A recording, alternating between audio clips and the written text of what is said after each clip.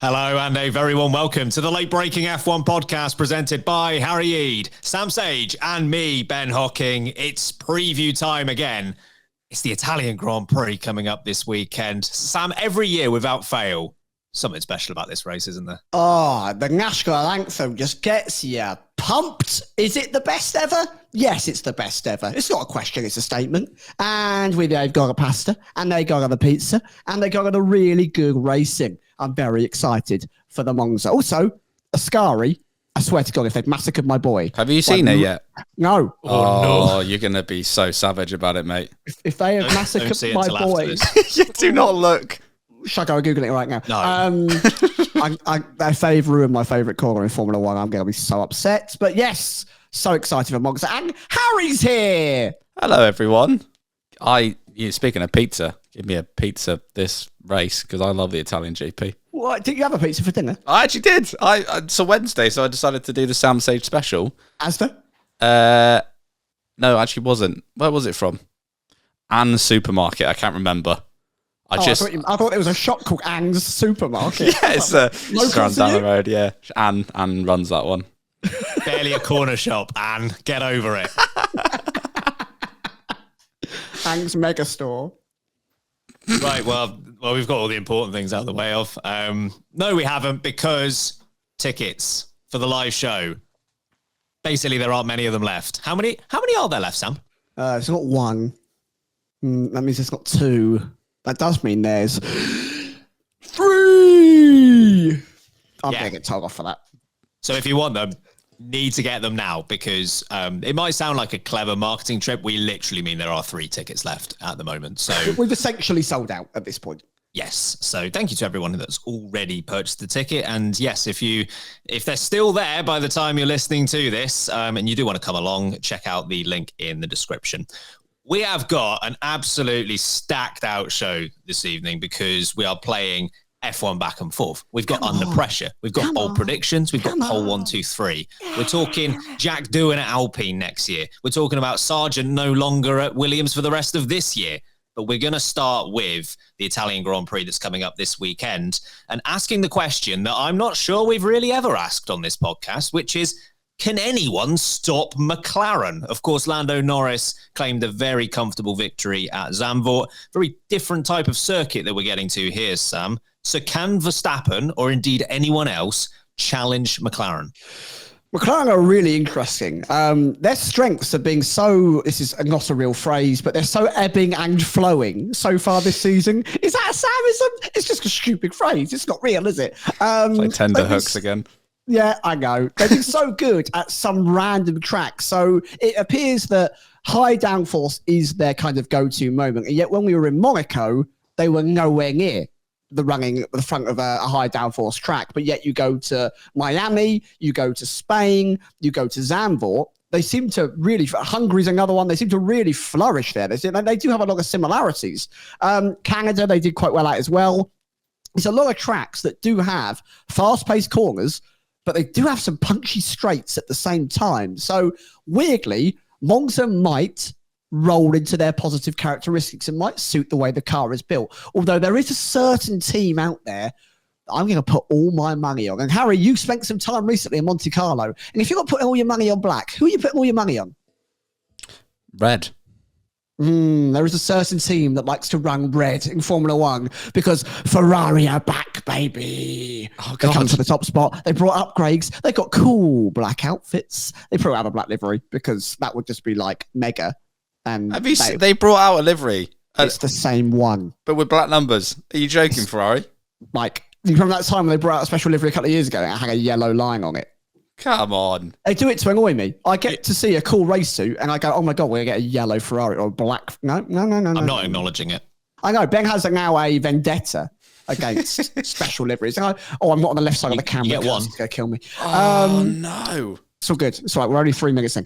You get one. But Ferrari get none, apparently. They never do it. So I'm hoping that they put no effort into the special livery and actually they're going to deliver on the upgrade. So I do think that Red Bull running their Dinger Tray rear wing. I think Ferrari, maybe even Mercedes.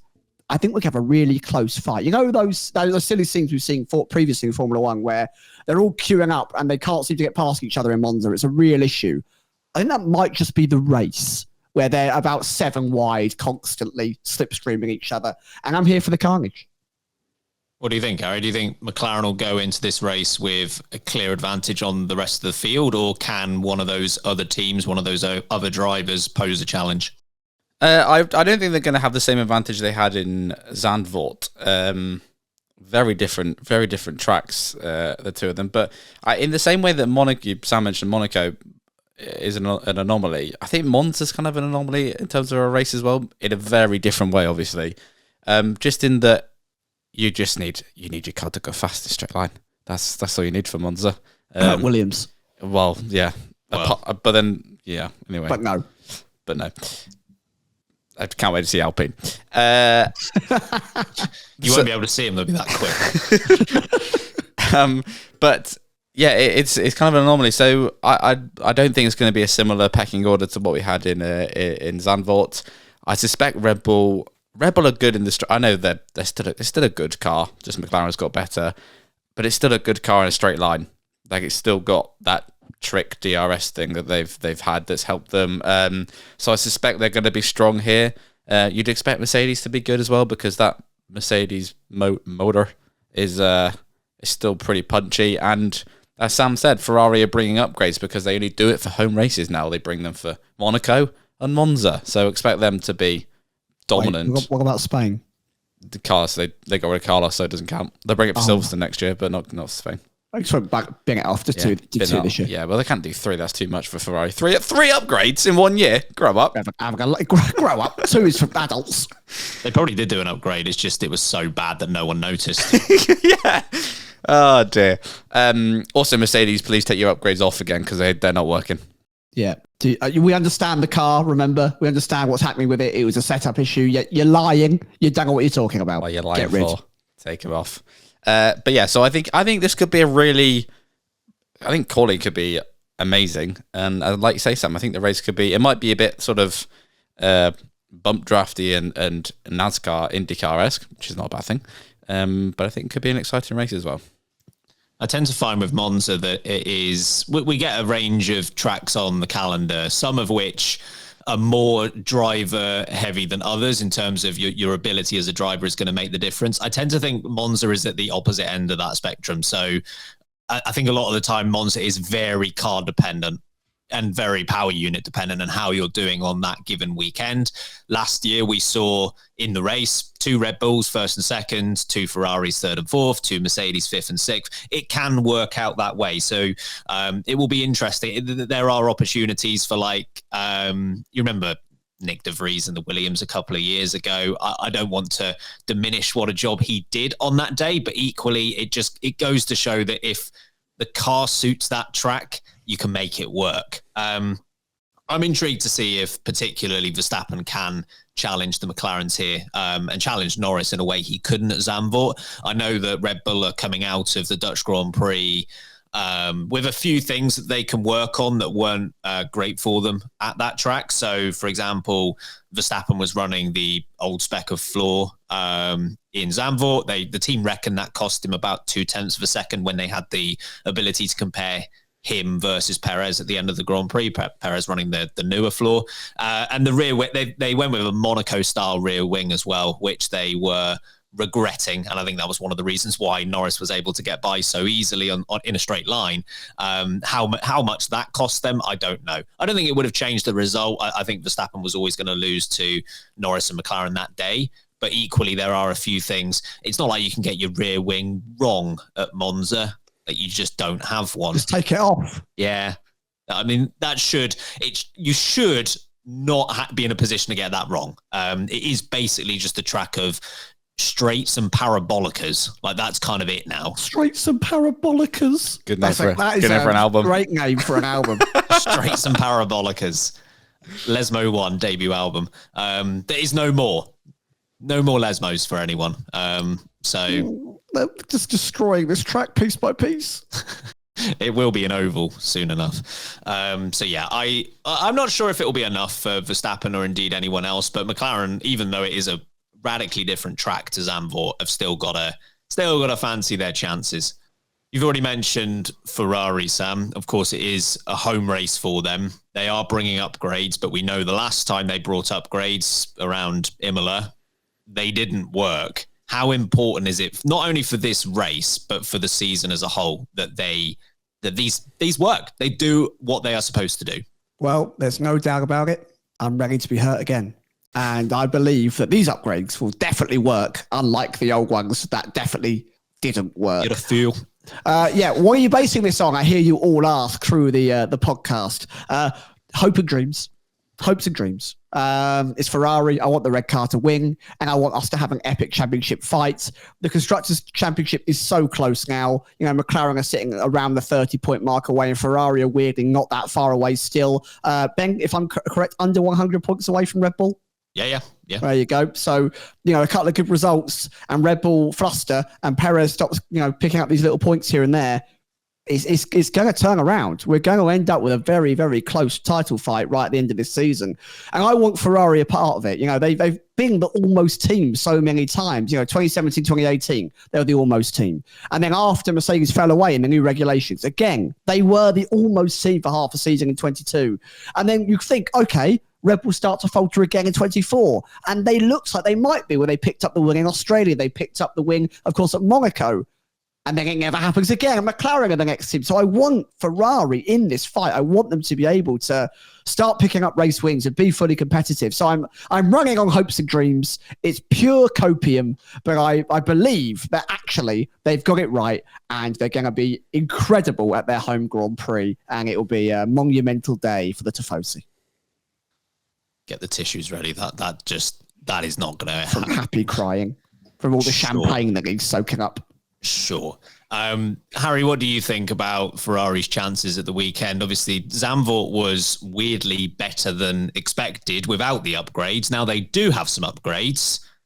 How's that going to go? I mean, who knows for Ferrari's current record? I don't know. Ferrari have a habit of turning up at Monza, even in years where they're not at their best. Did they have pole here last year? Yes. Okay, so, and that was their year. Last year was terrible. So, I'm with Sam. I don't even know if the upgrades are going to pay off for them. And it's a strange race to introduce upgrades, which is why I think they're just doing it. They've got Monza and Monaco specific upgrades. Just the two extremes. I don't understand the specs. Yeah, and they're not actually upgrades. They're just tuning the wing. Like taking the wing off and putting the wing on. Is it all down? Hammer's just knocking it up. Right? We either have all the downforce or no downforce. It's a go fast in the straight to Lang. They go to Monaco. It's a go fast around in the bend. That's it. So yeah, sorry, sorry to all Italians. I don't know with Ferrari. I've got a feeling like Sam. I've got a funny feeling that they will just turn up this weekend. Bit of home crowd. It's worth about 15 seconds per lap if you listen to Nigel Mansell, Dr. Nige. So I think they could be buoyed on by that. And like I say, I think it could be a very closely fought contest. I don't think it's going to be a dominant display by anyone. So I'm pretty sure Ferrari are going to be in the mix. Whether they can actually convert it to a race win remains to be seen, but we'll see.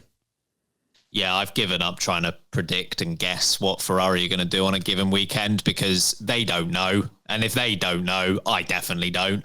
I am convinced that they are still confused as to how they were so quick at Zandvoort. And appreciating they weren't winning the race, but equally, they weren't projecting to be in a podium position. And that's where Charles Leclerc ended up. Sure, they use some good strategy to get. What is this team? That's not a line we use for Ferrari. But yeah, I was confused at Zandvoort, and that might have just muddied the waters because obviously the upgrade would have been in the pipeline well before the Dutch Grand Prix.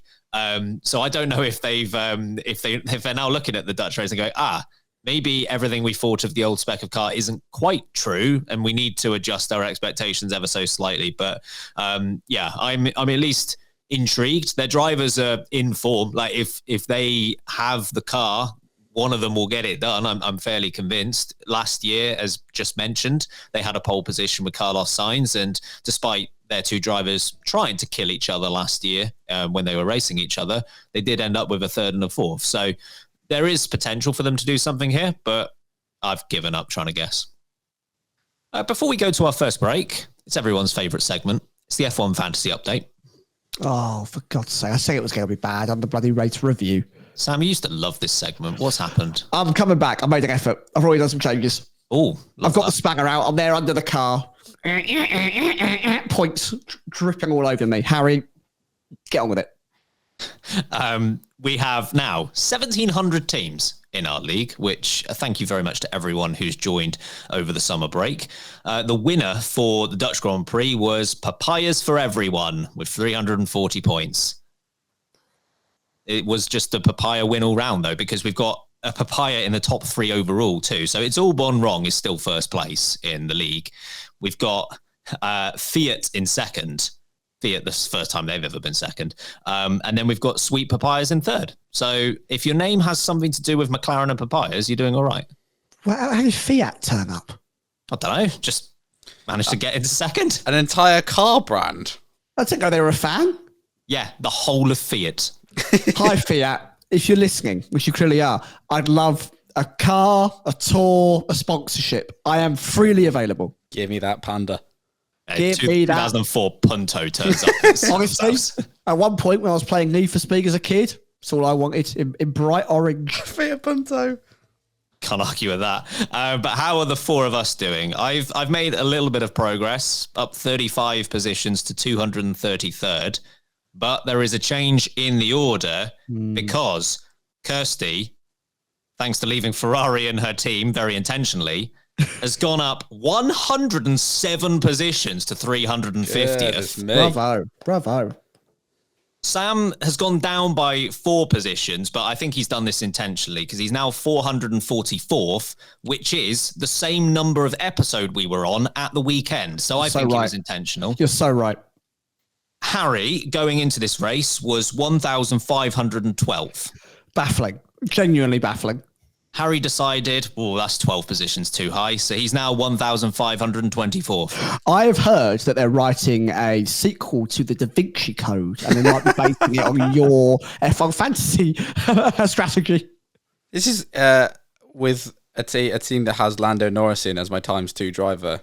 And yet I went backwards 12 Who else is in your team? Yeah, is it just Joe 4 times? The rest of them were not good because it was Russell, Albon, Tsunoda, and who was the? Hang on, who was the last one? We need to come on. Ocon! For goodness' sake, it was Ocon. Who are your constructions? Who are your manufacturers? Mercedes and Williams. Where's your money gone? I don't feel like you've got like 20 mil left over. Legit, where is your money? Oh God, I don't know. I'll change it again for this weekend. I mean, the man doesn't understand the value of money. So his pro spec 90 million on Norris. I go, that seems fair. He's really good at the moment. Man's playing with 3 million over here. Like what? I'll change it again for this weekend. Don't worry. I would say there's still time because there's 9 races left, but it could be 90, mate, and I'm still not convinced it would be enough time to make up the gap. 2025. It's the year. We go again. Andiamo di nuovo. We go again. Appropriate for Monza. Okay, we're gonna take our first break on this episode. On the other side, we're going to be talking more about the Williams replacement of Logan Sargeant for Franco Colapinto. Welcome back, everyone. Now, if you checked out our emergency podcast, which we recorded yesterday, we reacted just a couple of hours after the news was announced that Logan Sargeant would be dropped from Williams for the rest of this season. And in his place, F2 driver, Williams Driver Academy, Franco Colapinto would take his place. So you all have heard mine and Sam's reactions are quite raw live reactions to that news. But Mr. Harry Eade wasn't on that one, so I'm going to start with you, Harry. What was your initial reaction when you saw this news? That's a lot of banter. Of banter. Very interesting decision for Williams to make. Not the getting rid of Logan Sargeant, which, look, I understand. He was. There are glimpses of some improvements this year, but it wasn't enough, and I think keeping your foot in it on the wet curb and grass in Zandvoort may well have been the nail in his coffin. Like, That's basic rookie stuff there, and he's a year and a half in. It's desperate stuff, that. Desperate stuff. Yeah. Yeah. Trying to keep a lap time in practice for what? Just let it go, man. And I think for James Vowles, that he totaled that car. It was on fire, for crying out loud. As Sam pointed out, though, he does leave F1 with perhaps the coldest photo there is. Oh, jeez. That shot, let's check out Sam's Twitter if you want to see it. On an album cover, man. It's cool. But yeah, I think that's the final straw for James Vowles, because if nothing else, it's just costing Williams money, let alone the performance of not getting extra, another driver who could challenge for points. But just doing that sort of thing is costing money. Now, the second part, I mean, no disrespect to Colapinto here, because he's doing all right in F2. He's actually beating Kimi Antonelli currently in the championship, which is interesting. But what's the gain here? Show me the gain, not the money, the gain. Yeah, I again, this is no disrespect for him. He does, he deserves a chance. He's doing all right in F2, but he's done half a season in F2 to begin with.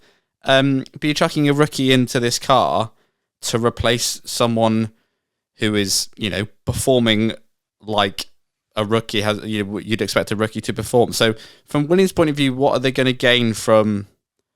I just don't see the gain in this. It's not like they're replacing with, we need a safer pair of hands here that won't put it in the wall and might be able to, be up there with Albon.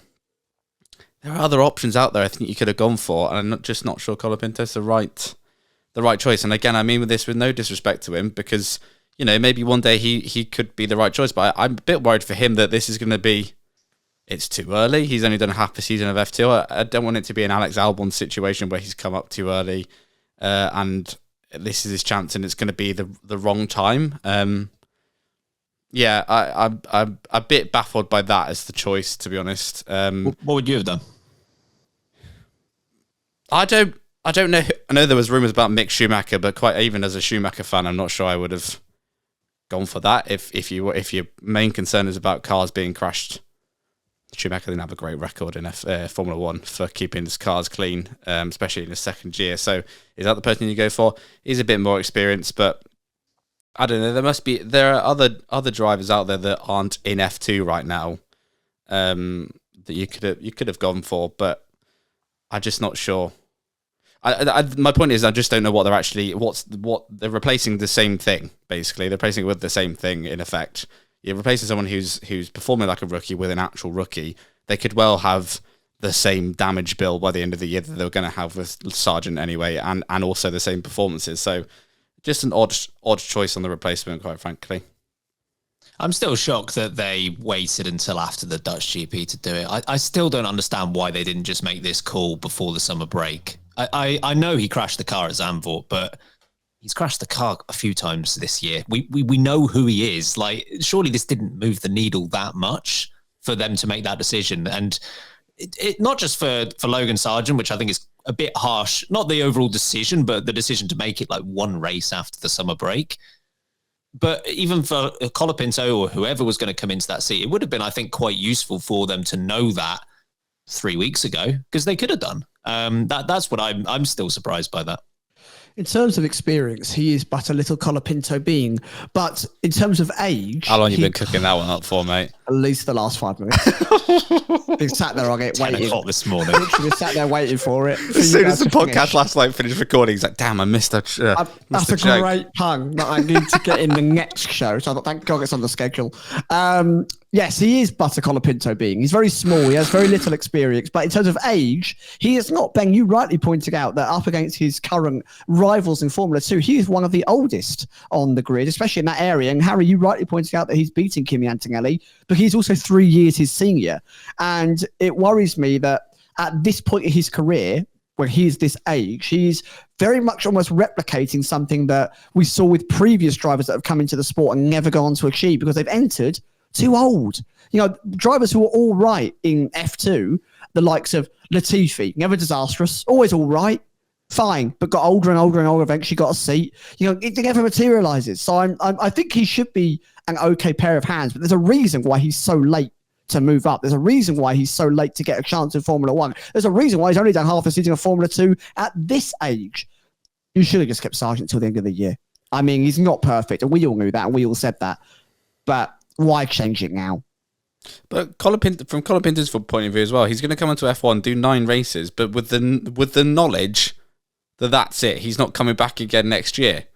Like I get he might be able to show his skill on a bigger platform here, but it's quite a risk. And I'm sure as an F2 driver, you get offered the chance to do F1 straight away. You're not going to say no, so I understand it. But I don't really know, the game from either side just doesn't. It seems a bit flawed. Can you guess who I would have put in the car? Not a joke, serious. Who I would Sebastian Vettel. No. That's what I'm assuming that wasn't an option. Nico Rosberg. I'm also assuming that wasn't an option. Someone who I think would have been an option that I... Théo Pourchaire. No. Are they a previous F1 driver? Yes. When did they leave? 6 years ago. 6? That's insane, Ben. Is it Sergei Sorokin? No. Okay, I know you love him. 2018 they left. Yeah, I think so. Brendan Hartley. No.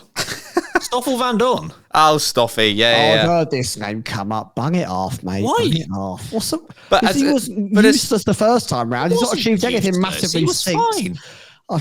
Safe pair of hands, though. That's probably worth a shout. Is that he's far more, and he's obviously an Aston Martin reserve driver as well. So he's got F1 reserve experience. So if you don't want to go the Schumacher direction, which I completely understand, because hey, if you're trying to cut costs, you probably don't go for the guy that got dropped for that reason mostly.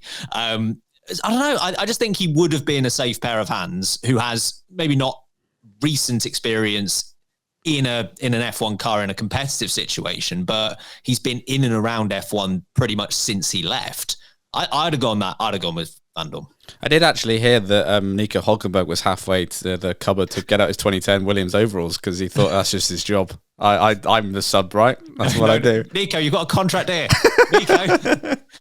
Like my sub. I must be the reserve.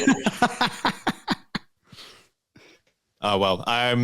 Okay, I'm going to throw a conspiracy theory out there, actually. Ooh, go on then. No, I'm not even convinced this is true myself, but the more I think about it, the more it somewhat makes sense. Because as I mentioned, I was like, well, why on earth would you not just give this car to Colapinto from the Dutch Grand Prix onwards? It just seems to make sense after the summer break. Conspiracy theory, Williams have had this planned for a couple of weeks, but they knew that introducing him at the Italian Grand Prix would be far easier and nicer for Colapinto than the Dutch Grand Prix. So that's what they decided to do. I like that. Worked for Nick de Vries, didn't they? Got him in a F1 seat. I don't think that's the most ridiculous thing I've ever heard. Why would they not have put him in FP1 sessions? I mean, like they knew at the summer break that it was going to happen. It's going to have a Dutch FP1 session. But then you kind of know that because Logan Sargeant's rookie FP1 session has already been fulfilled this year. So as soon as you do that, it's kind of, okay, you're probably making the move then, aren't you? Yeah, I am being picky. I'm trying to pick holes in your theory. But like I said, I'm not even convinced. I'm not convinced by it. I don't think it's preposterous. Just thrown out there. I don't think it's absolutely ridiculous. They looked at how Nick de Vries did and they went, we've got the car, these upgrades. In theory, there's a chance. Yeah, I think overall it will be a nicer introduction to F1 for Colapinto than, say, the Dutch Grand Prix would have been. The little Pinto being... Oh, poor boy. There's 9 more races of this. Oh, good. He's going to be frying up a storm. I don't really care. He's messed up all of my power ranking spreadsheets. So, oh God, is Sargeant going to end up being 22nd of 20 drivers?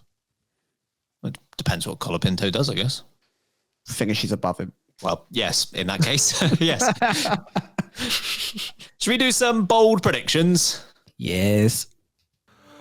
Gather around, little children, and listen to my song about my F1 bold predictions and how they'll all be wrong. Harry, apologies from both myself and Sam, because on the review episode on Sunday, we literally could not remember what your bold prediction was at the Dutch GP, which you reminded me of the next day, which was Alex Albon in the top 7. Oh, yeah. Yeah. As of Saturday before the evening, it was looking good. And then it was looking Terrible. Yeah. Disqualifications from qualifying don't usually help with that sort of prediction. Never mind. Never mind, indeed. On to the next one. What have you got this time out? My bold prediction for Monza is that the top 5 in qualifying will be separated by a 10th or less. I like that. If you're right, I'll give it to you because I'm looking forward to that. Yeah, I want you to be right. It's very rare, but I want you to be right on that. Nice. To be fair, the top 10 in Q2 of Zandvoort were only 3/10, so around Monza is possible. We'll soon see. Sam, your bold prediction. Ferrari win. I'm stating it already. Charles Leclerc will go from God, and he will be crowned Caesar of Italy, and he will win. My bold prediction is also Q3 related. I'm going to go full Noah's Ark Q3. 2x2, hurrah. 2x2 by 2x2. By 2. I won't commit to the order because that's already bold enough, but they will go 2x2, top 10. I'm so excited for you to be right and then there to be some kind of disqualification again, and you end up with one off. That is basically this season. Yeah, you've had a nightmare this season. You've been like, what are those 6 degrees of separations where you are like a millimetre away from being right on so many? Honestly. Top 7 finish for Mercedes, I said wouldn't happen at Zandvoort. Russell was 7th exactly. Never mind. Pole 1, 2, 3. What have you got, Harry? Pole, I'm going for Max Verstappen. The win, Charles Leclerc. Second is going to be Verstappen, and Norris is going to be third. Wow, we're going to have 2 Charles Leclerc wins, as we know from Sam's bold prediction. But what else have you got in that pole 1, 2, 3? Pole, Leclerc. Wing, Leclerc. Second, smooth operator. Third, Max Verstappen. What are you putting him on pole for? You know he can't convert a pole to save his life. He's a changed man. No, he's not. There's only Monaco this year. He's done one. You've got to break a trend eventually. Now is the time. Rise, Caesar. Rise. You two are going to be so disappointed come Sunday. To be clear, I hope you're right because that sounds like a great top 3, but mine's a bit more like what we had in Zandvoort. I've got pole Lando Norris, win Lando Norris, second place Oscar Piastri, third place Max Verstappen. Brilliant. That's lots of fun. Thanks, Ben. It's all right. If we said that like 6 months ago, it would have been. That's true. Yeah, that's a bit harsh for me, actually. That's all right. I can live with it. Let's take our second break on this episode. We've still got plenty to come. We've got Under Pressure after this, and we're also talking about Jack Doohan. Welcome back, everyone. It is, of course, time for Under Pressure, where all 3 of us and some of our Discord submitters will say who or what is under pressure going into the Italian Grand Prix this weekend. We'll start with Sam. What have you got?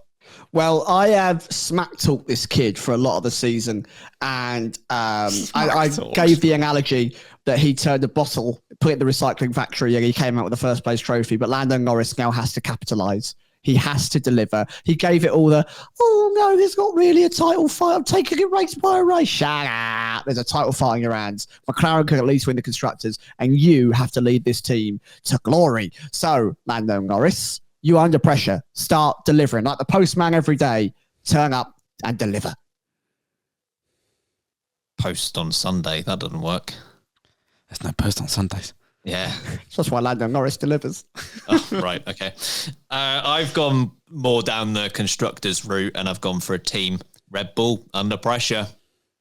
30 points between Red Bull and McLaren now. That gap is closing.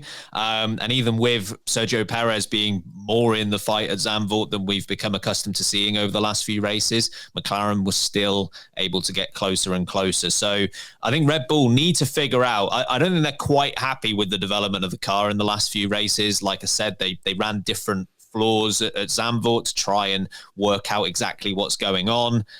The rear wing, they didn't quite get that right at Zandvoort. They really need to understand where that car is and where they're going to take it for the rest of this year.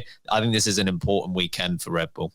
Not to derail the under pressure, but isn't that mad that they need to understand their car after less than 12 months ago, they were winning almost every single race in a season? Yeah. Yeah, obviously. I mean, they're still very good, obviously. But yeah, based on where they have been at various points in the last 2 years, I think they're under pressure. Harry, what have you got? Mine's a bit obvious, but I've gone for the little Colapinto bean. Yeah, sticking. I mean, anything other than nipples out for George or whatever it was out in the air. On the stream at the weekend, gang. Look, there's not an expectation on him to, set the world alight, I don't think, because he only found out he was driving about 24 hours ago, I think. So it's not from that point of view, but he just needs to come in. He's under pressure to not come in and bin it and be like Logan Sargeant, because that's not what Williams need. If he also crashes the car, that's not good. He can be relatively slow this weekend, that's allowed, but just keep it out the wall, mate. Dude was born in 2003. Oh, He's not even the youngest person we've spoken about in this podcast. That's what's painful. he definitely hasn't played F1 2003, has he? I think not when it came out, no. I mean, the worst part is Kimi Antonelli was born in 2006. And he's mentioned on this show. Oh my God, Kimi Antonelli is as old as Championship Edition. He's younger than Championship Edition. Again, Fernando Alonso was the world champion when Antonelli was born. It's only going to get worse, gang. Yep, sure is. Right, that's who we've got under pressure going into this weekend. But we have, as always, got some submissions from our Discord. If you'd like to get involved in these sorts of submissions, you can do. Just make sure you join the Discord with the link in the description. We'll be doing Moment of the Race submissions on Sunday as well, if you want to get involved in that. So who have we got today? First up, we have got Ruth. Hi, it's Lee. My under pressure this weekend is definitely the qualifying of Monza. I think we need some midfield teams to go to Q3. Just get a different grid set up for the race. Some entertainment. I think we were so excited for F1 to be back. Zandvoort was a little bit of boring. Just some excitement. Anywho, toodaloo. Thank you. Toodaloo. Thanks, Ruth. Toodaloo. Love Ruth. Love that. Next up is Fish. This is Fish, and my under pressure for Monza is Red Bull. Their upgrades have been downgrades. Turns out their downgrades are also downgrades. And Toto Wolff is going to have his Wonder Kid Antonelli in that Mercedes, but if Red Bull don't step it up, their own Wonder Kid is going to end up in that Mercedes. Do you remember when that scene came out of Toto Wolff and Christian Horner talking at the team boss conference, and Christian Horner goes, "Fix your car first." Do you think Toto Wolff is literally like, "Hey mate, baked your little pie, filling? Yeah, your words, eat 'em, sunshine." I mean, they're still beating him, so. Well, I think he made that exact comment at the weekend when he was asked about Verstappen and whether he would go to Mercedes or not. He made some sort of comment about, well, I didn't see Toto's car at the front either, or something along those lines. So We got him. Oh God, roasted! Boom, roasted. Oh damn. Next up is Johnny Mac. Hey fellas, it's Johnny Mac. To me, the no-brainer under pressure this week is Ferrari. Charles gets his first true podium since Monaco last week, and Ferrari's first true podium since Sainz got third in Austria. They're going to a place they've not won at since 2019. And even before that, last time they won at Monza was 2010 with Alonso. So step up your game, boys. Good Lord, was it 9 years between Monza wins? Good knowledge there. Good knowledge from Johnny Mac.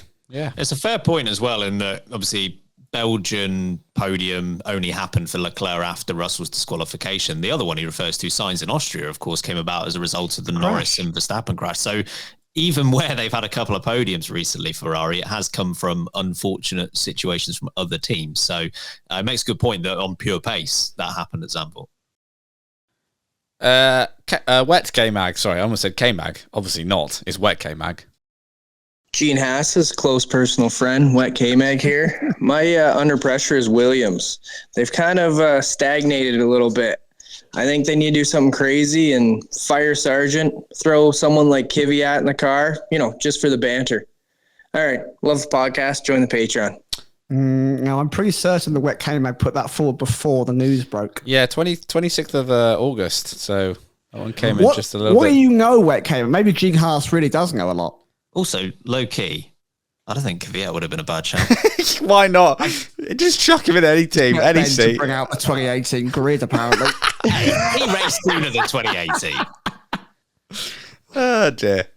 Next up is Beefy Pizza. Hello, sorry I missed you last week. I sent my submission too late. Been busy bee. Had a lovely summer break, thanks for asking. Busy bee. The biggest news really since I've been gone is me and Joy met in real life and it was bloody lovely. I showed her a tour of the north. I'm sure that, I don't know, ask her. Joy, did you have a lovely time? Under pressure this week. Ferrari, it's your home Grand Prix. Do something. Okay, bye. I love that the Formula One segment is like 1 second of a 3-minute long epilogue. Joyful beef. Joyful beef. It was about 4 seconds before she started talking about F1 there. It's like a stream of consciousness. Beef from the north. Yeah, Jon Snow beef. Snowy beef. Snowy beef. Come on. Winter is beefing. She complained the other day we've not been giving her enough nicknames. So here you go, beef. There you go. Take your pick. One in there. Anyway, next is from the Bungalorean and it's titled Garbagool GP Under Pressure. The Gabagool. I'm putting it on the side. Goodness me. Okay, here we go. Ladies and gentlemen, boys and girls, children of all ages, Damn. It's the McLaren CE. Oh, yeah. And the most under pressure for the Italian Grand Prix is Williams, because y'all are trash, man. Figure it out, dude. Stop being garbage. Goodness me. I love that the submission had nothing to do with the Gabagool. No. Also, I mean, this is more of a serious point. Williams scored points at the Italian Grand Prix in each of the last 3 years. One of us should have said that Pinto Bean was going to score points in his debut. Yeah. That's going to happen now. Opportunity there. Porpoising is next. Hello, boys. Porpoising here. And my under pressure for this week is Lando Norris. If you're going to use the Simply Lovely radio call, and if F1 is going to make the statement post on Instagram, you got to back it up this week. You can't mess up the start, and you can't let Big Brother Max put you back in your place. So Lando Norris under pressure. He doesn't have to win. He's got to be Max. Agree with you, Sam. F1 social media be a little bit spicy these days. The actual F1 account is... I saw some disagreement with that statement. It was the biggest winning margin to date, right, this year? Yeah. I saw some... I understand why, but I was like, they got a point. The classic Who phrase beat him by 23 seconds. that we use here in the UK, doesn't get used a lot anymore, is thrashed. Oh, yeah. You know? It's as simple as that. He thrashed him. Gave him a good thrashing. Good old thrashing. Thumping. Next up is Joy. Hopefully we get a review of the I'm North. sure we'll get the return conversation. Yeah. It's also titled Joy is Heading Home Now.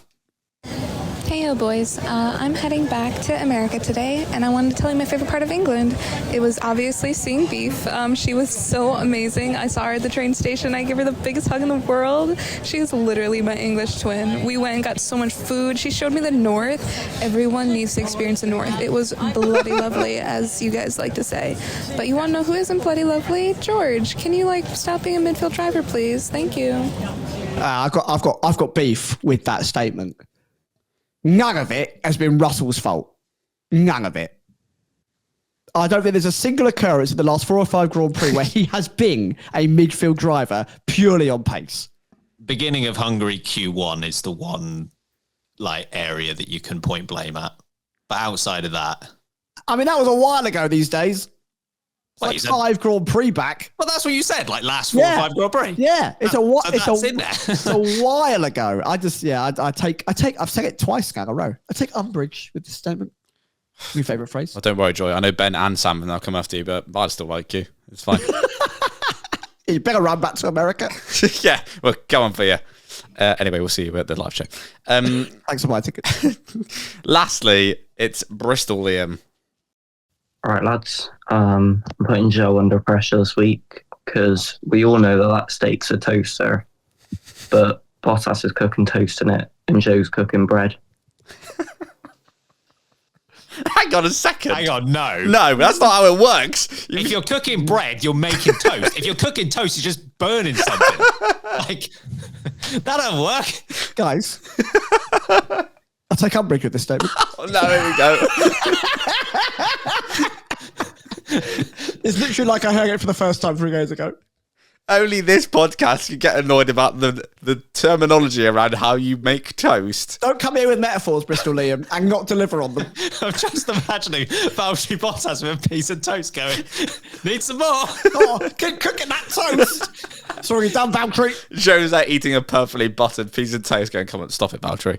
It's had enough. There's smoke pouring out the toaster. More! Saying, let me cook. Let me cook. That was the last one, yes. Yes.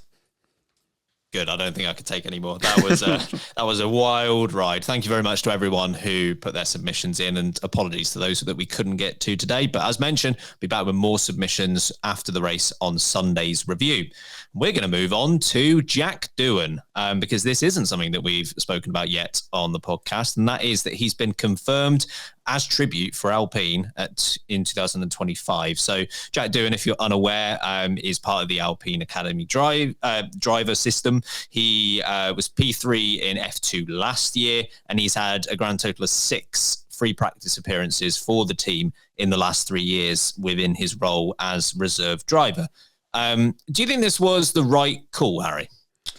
Well, apparently it doesn't matter what the driver lineup is, so good point. If you're Flavio Briatore. Yeah, I think this is... No, I'm going to start this with the right call would have been to not get rid of Esteban Ocon. Sorry, Jack Doohan, but yeah, that was the right call. Having said that, because they were stupid in the first place, this is then, I guess, the right call for Alpine. Their options they weren't limited, but they were eyeing up Mick Schumacher, so he's obviously part of the WEC team.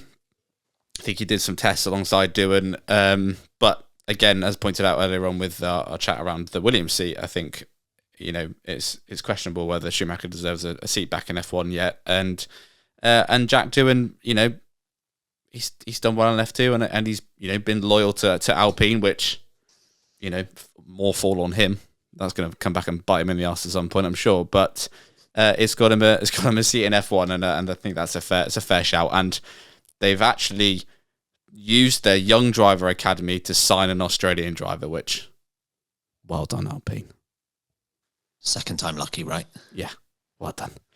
I saw someone say when they announced it that he had like a few minutes to tweet the funniest thing in the world, and I really wish he had. Anyway, that would have been quite funny.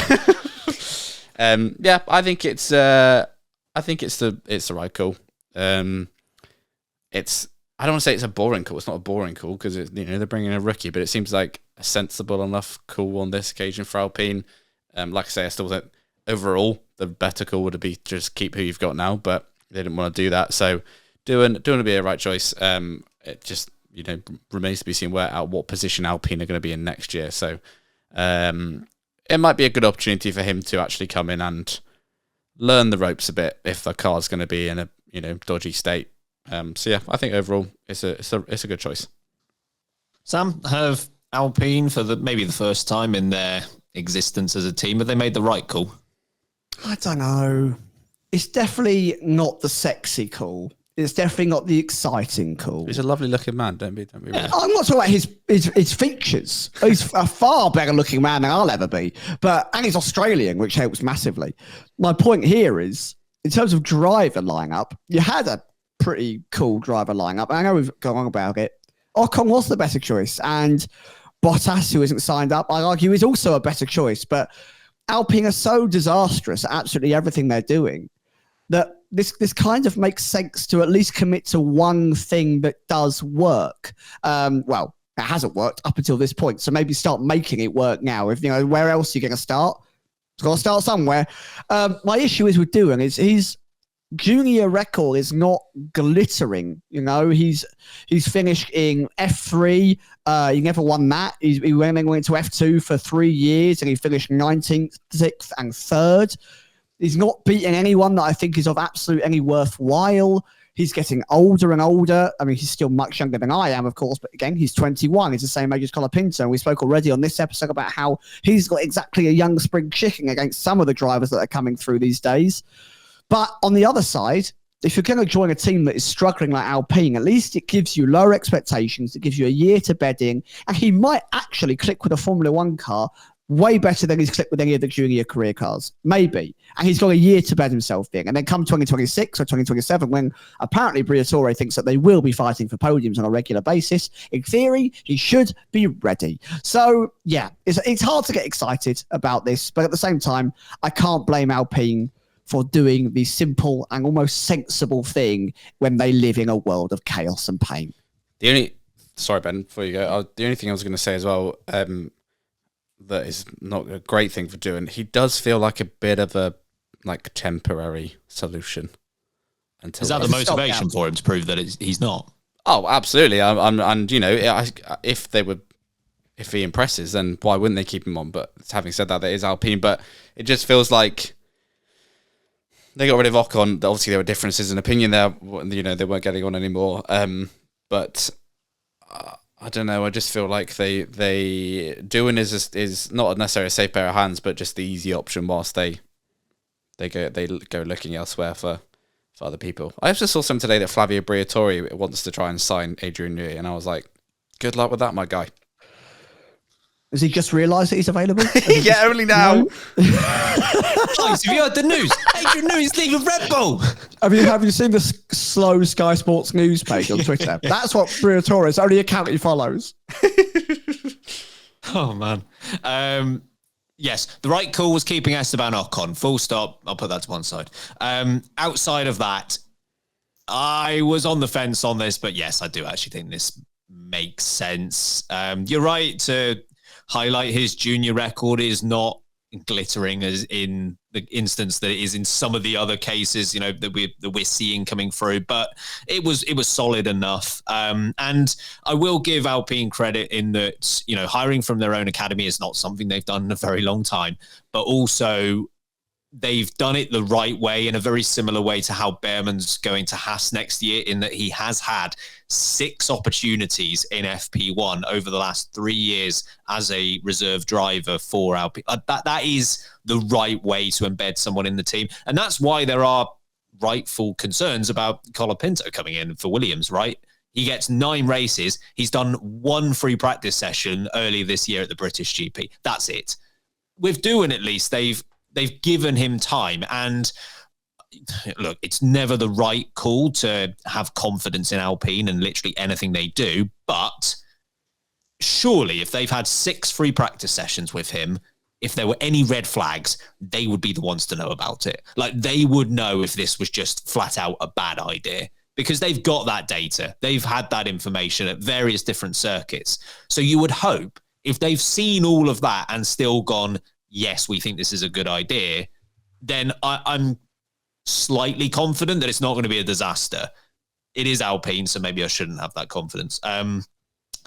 How important, Harry, is it next year for Doohan to be given the space to be a rookie driver and to make mistakes in what will, let's face it, probably not be a competitive car?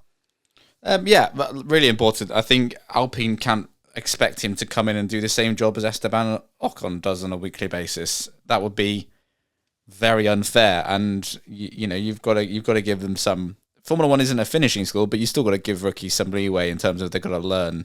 They've got to be given time to learn and the time to gain confidence in in their ability, because we've seen before where drivers haven't had the top. Alex Albon, for example, I've used him twice as an example now on this podcast, but he's a good one.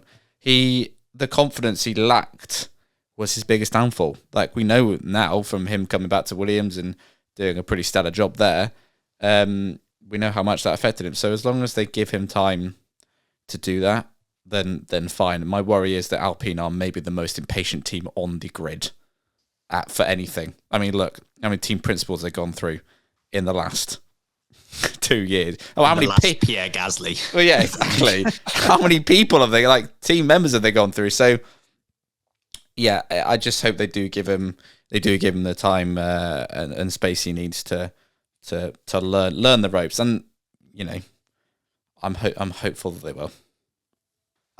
To me, Sam, it feels like, and to use the Logan Sargeant situation almost as a comparison here, it feels like to me that Oliver Oakes and the senior team just need to be very clear with Jack Doohan from the start. Like, you have the full year, you have the full 24 races, you have our backing, our confidence, we will do everything for you. And then everything else in the future remains to be seen. But you have got this full season to impress us.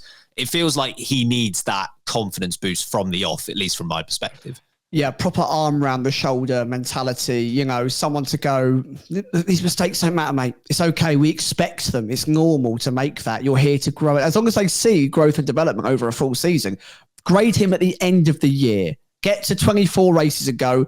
You were at A on race 1, and you've got all the way to R in the alphabet. We'd like you at Z, but R is, another 20 letters along the alphabet. Well done. Good progress. That's more than we expected.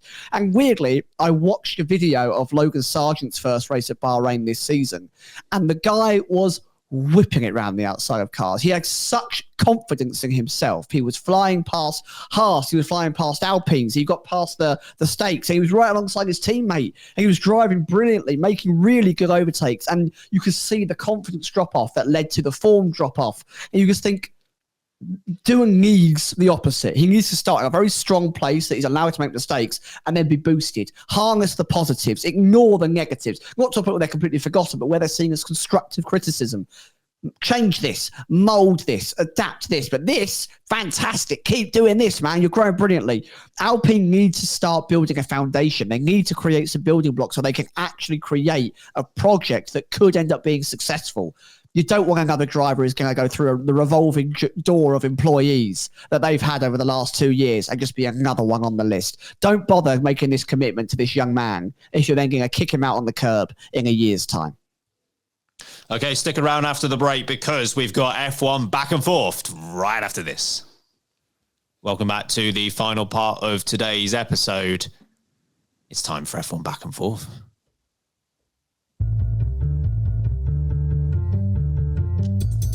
F1, back and forth, it's F1. Back and forth, it goes backwards, then goes forth, it's F1. Back and forth, F1. I swear that sounds more out of time than it used to. No, there's always been that out of time. Harry just adds half a beat every time he plays Every time. It's 0.1 second change every single time. I've got 100 versions of that each time I'm making it worse. What our Google Drive is full of. Classic Harry prank. It would be. When Jim puts I was about to say the same thing. And he hits himself in the head. And then eventually I'll just put it back in time and you'll be like, whoa, I sound amazing. Worth it. Worth the prank. Thanks for making me feel good, man. F1 back and forth. So Harry and Sam will go up against each other and they will have to keep giving correct answers, 19 correct answers to this question until one of them cannot think of an answer or gives an incorrect answer. Am I going to give any strikes today? That's the question. Yes, please.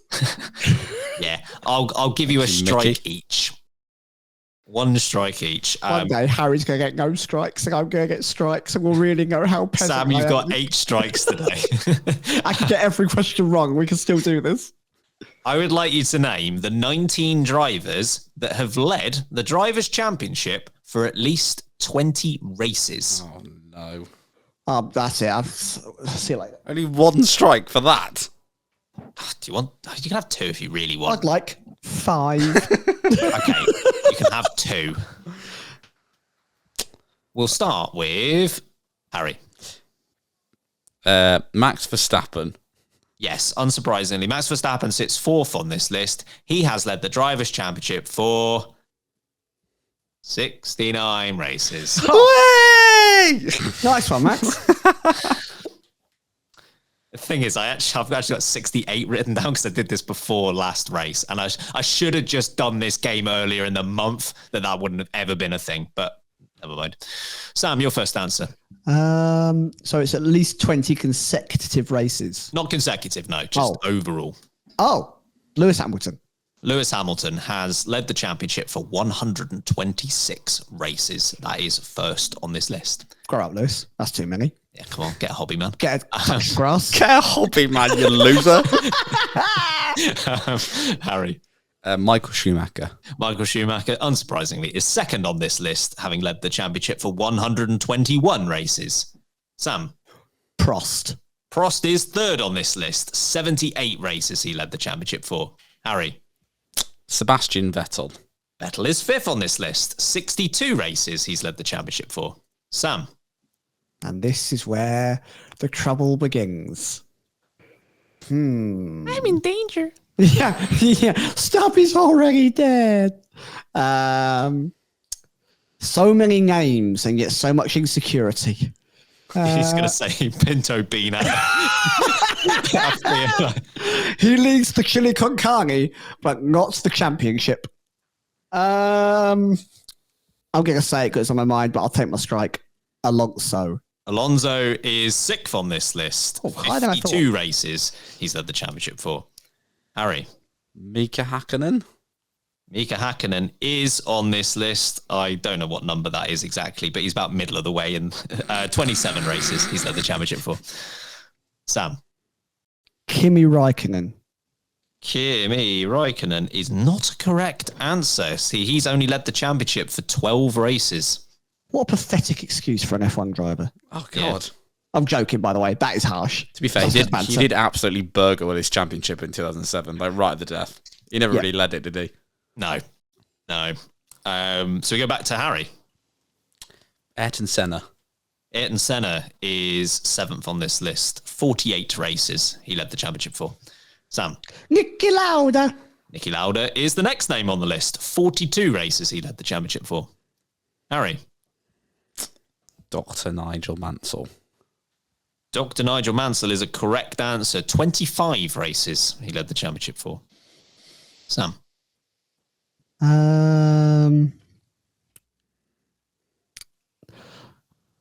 You know when it's on the tip of your tongue and I just can't remember the name of the person. Just the point of the game.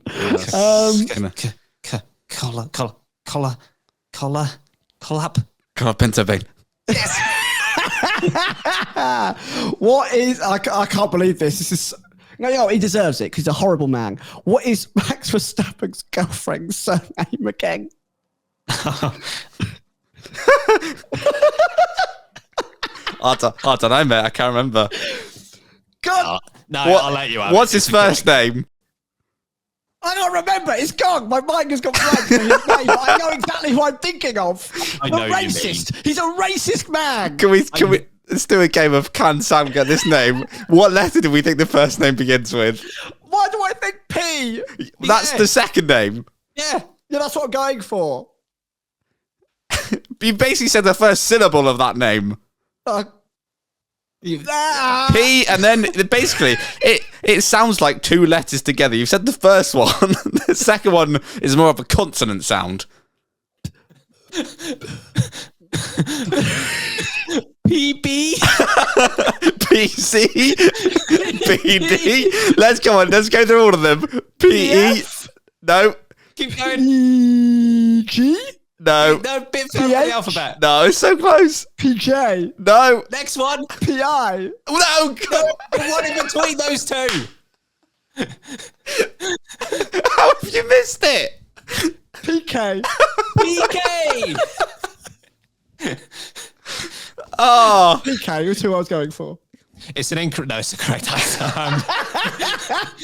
Exactly 20 as well. So right on the border. Harry. Thanks, gang, for that. Appreciate that.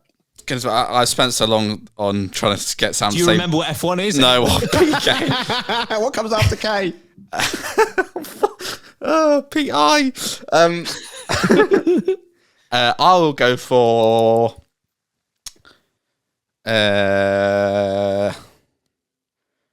poop. Poop. I'll go for... I just can't think of any more drivers. There are none. I'll go really far back. Jim Clark. Jim Clark is a correct answer. 21 races he led the championship for. Back to Sam. Fangio. Fangio is a correct answer. 34 races he led the championship for. Thank you, German Fangio. I'm glad we didn't have to go through that name as well. Jackie Stewart. Jackie Stewart is a correct answer. 33 races he led the championship for. There are 5 names left on this list. Sam. Oh, I don't like that. Fittipaldi. Fittipaldi is a correct answer. 26 races Which he led one? the championship for. Yeah, sorry. Pietro Fittipaldi is not a correct answer.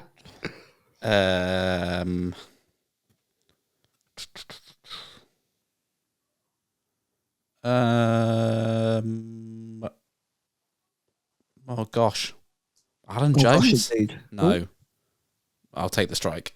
No. Alan Jones is not a correct answer. 10 races he led the championship for. So 1 strike each. Back to you, Sam. Question for the board. Harry, did you say Jackie Stewart? I did. Okay. Pooh. Brabham. Brabham is a correct answer. 24 races he led the championship for. Harry, back to you. How many are left? 3. Oh, blimey. Which side of the century are they on? Oh, no, they're definitely not this side. They're all They this are. side. 2 of them are this side of the century. 2 of them? Yes. 2. What? Right, come on. We can do this. We can go through it together. We're a team. Do this. Jenson Button. Jenson Button is one of those 2. Exactly 20 races he led the championship for. Back to you, Sam. Nico Rosberg. Nico Rosberg is the other one. 29 races he led the championship for. He's my guy. Which means, Harry, there is 1 name left on this list. Can you get it? Strategy. Okay, I can get it wrong and then you can get it wrong. I reckon, yes. That's how we do it. And it'll come back again. Give a surname that we know has multiple drivers. But don't say the first name. Right. I think that's a poor strategy, but okay. I was a strategician. Strategician. Hurts my brain.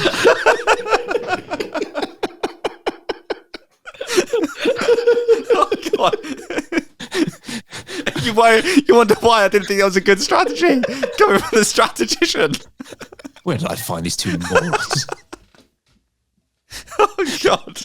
This is all your fault, man, because you gave us 2 strikes. Yeah, to be fair, this game would have been over. Goodness me. Right. Can we have a time decade? A decade. Predominantly 60s. I'll have a day off. Graham Hill. Graham Hill is the I correct told you answer. pick a surname that had multiple names at the start. I know, I didn't think of Hill immediately. I went for Villeneuve and then I went for Schumacher. So it's definitely not Ralph, is it? Ralph Schumacher in 1962. Yeah, Graham Hill. Graham Hill was the correct answer. The nearest miss on this list is actually Damon Hill because he led the championship for 17 races. But well done, managed to run the board somehow between the 2 of you. That was a chore. A few helping hands along the way. Yeah, and I've been Nelson PB. I honestly, most weeks I will say that the next segment is going to be the greatest segment in all of F1 podcasting. I'm a bit less certain of because of what we've just witnessed, but I will at least introduce it as the greatest segment in all of Formula One podcasting. It is time for the LB question of the week. minute and 10, Harry. So, an hour and 10, week. Yeah, come on, get on with it. Our question of the week this week was regarding Ferrari. We already had plenty of Ferrari chat on this episode. We were asking the question, they could do with a home win. What unusual tactic are they going to use to get that home win? Any answers that you liked? Yeah, there were a few right at the top here on Instagram that really tickled me. Yosef goes out with, so there's this engine, which I think is... I don't know what that's referring It's to. a nice reference. Love that. Brilliant. What do you mean, nice reference? I've got no idea. Good. I was asleep in 2019. Daniel comes out with They are checking. Yeah. Another brilliant reference. And then this one from Daniel Seaman really got me. They hire Andrea Bocelli to sing Time to Say Goodbye the entire length of the race through everyone's headsets in honor of Logan Sargeant. While everyone is sobbing endlessly, Leclerc and Sainz are the only ones who finish the race because they have gnocchi stuffed in their ears to block out the sound of Andrea's angelic voice. That's a real story right there. That is, yeah. That's a real one. There are some interesting ones. A few around Spag Bowl. Alice Bear Bois. Sorry, I said that wrong. Said Spag Bowls with the extra bolognese, which I mean would make anyone go quicker. I'd enjoy it a lot though. Someone said Barry Manilow will be given honorary Italian citizenship and will sing the Italian national anthem, and that should already have that. I mean, that's I think you'll find a way to transition it straight into Copacabana. Yeah, I also, oh my God, imagine the remix on that. I'm there, party time. Barry Manilow could be an Italian sounding name. Fair. It's a me, Barry. Barry. Welsh. Master of the Sunset Parmesan the track. Yep. Which, sure. I can see that. I've got a few here. James said they're going to have Eurocali seize all 9 team cars before the race. Yeah, nice. Good on you, Haas, for turning up to Monza this week. Well done on paying Eurocali. Remove Leclerc's appendix. Showed up a few times. Jackson said that. An answer from Liam, which is use Freddie Vass's shiny head as wheels so the car has better straight line speed. Oh, goodness me. Freddie. And one from Twitter as well. Time Machine, bring back the F2004. That's from Dakota. Final one from me, from Callie on Instagram. They actually used the blue thing from the Dutch GP last year. That's a great reference. I don't know if I've ever been angrier. No. Last one from me. Bridge says they'll be fast but silly. Good. Merch incoming at this rate. Oh, I want to say it like that. Pass. We're not quite done on this episode, though, because before we go, let's do some birthday shout-outs. Thank God you remembered, because I legitimately forgot. Happy birthday. I think you'll notice if you check our emails that recently we got copyright strikes on YouTube for a song that didn't even exist. So you singing Happy Birthday is going to end in disaster. I did see this. You two, I did wonder why you've been singing that song on. Fun fact for you. We haven't. No. The soundtrack of Footloose did not appear in the video. Excellent work. Anyway, for those who are on our top tier of Patreon subscriptions, a little perk that you get is that you get a birthday shout out should you choose. And we've got a few for August. So again, thank you to all of you that subscribe at this absolute top tier. You really are Hall of Famers. That's the tier name. And we've got 5 birthdays to shout out for all of August. So Choco Drizzle, August 1st. Happy birthday. Tamara Salter, it is a great birthday, Ben. I wonder why you think that. August 4th, happy birthday to you, Tamara. We've got 2 on August 5th. You are birthday twins. Sophia Fang, August 5th, and Lee Martin, August 5th. And the final one, Cleric LeClingsmore, August 19th. Come on, that's an excellent name. That's the real name as well. That's not a pseudonym. It's his government name. Yeah. Whose birthday was tomorrow? Oh, hold on.